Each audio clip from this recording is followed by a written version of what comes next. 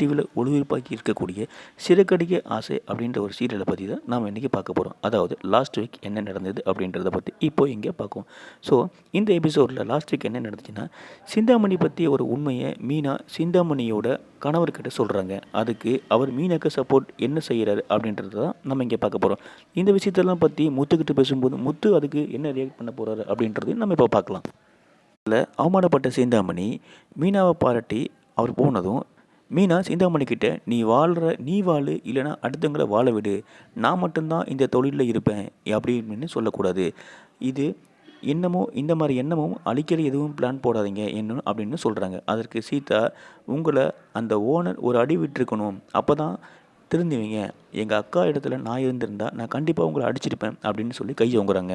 நீ அடிக்க போன சீதா, அதுக்கு நீங்கள் எங்களை வளர விடாமல் அடிக்கும்போது உங்களை அடிக்கிறதுக்கு தப்பு கிடையாது, ஆனால் அவங்க அளவுக்கு நாங்கள் இறங்கி போக மாட்டோம் அப்படின்னு சொல்லிட்டு சிந்தாமணி மேலே கோவப்படுறாங்க. அங்கேருந்து பிறகு என்ன பண்ணுறாங்கன்னா, பணம் கொடுத்த ஃபைனான்சியரை வீட்டுக்கு வந்து மீனா பேசுகிறாங்க. அங்கேருந்து நபர் மீனாவை திட்டிகிட்டு இருக்காரு. அப்புறம் அந்த ஃபைனான்ஸ் என்ன பண்ணான்னா, மீனாவை உட்கார வச்சு நடந்த விஷயங்களை கேட்குறாரு. சிந்தாமணி அப்படி என்ன தான் நான் எதிரியாக நினச்சிக்கிட்டு இப்படியெல்லாம் செஞ்சாங்க என்ன எனக்கும் தெரியல அப்படின்னு சொல்கிறாங்க.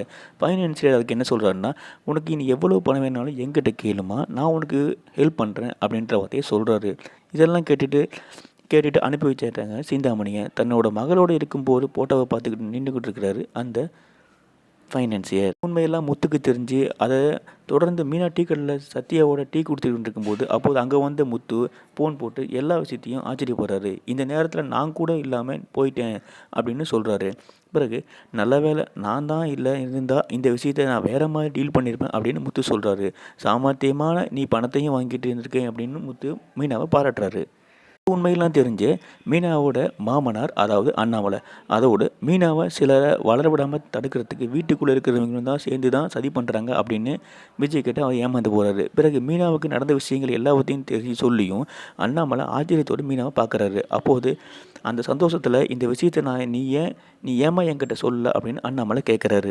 மீனாவையும் பாராட்டுறாரு. அதுக்கு சுதி, எனக்கு தெரியும் அங்கிள், நான் தான் இந்த அம்மா மாதிரி பேசி அந்த மேனேஜரை ஏமாட்டினேன் அப்படின்னு சொல்லி ரவிக்கிட்ட எல்லா விஷயத்தையும் சொல்கிறாங்க. நடந்திருக்க வாழ்க்கையில் முன்னேறணும்னு நினைக்கிறவங்களுக்கு மீனா அண்ணி தான் முன்மாதிரியாக என்று சொல்லி மனோஜும் இதெல்லாம் பெரிய விஷயமா, இதற்கு முதல்ல பத்திரத்தை படித்து முடிச்சுட்டு கையெழுத்து போட்டிருந்தா இவ்வளோ பிரச்சனை வந்திருக்குமா அப்படின்னு சொல்லி ஓவராக சீன் போடுறாரு.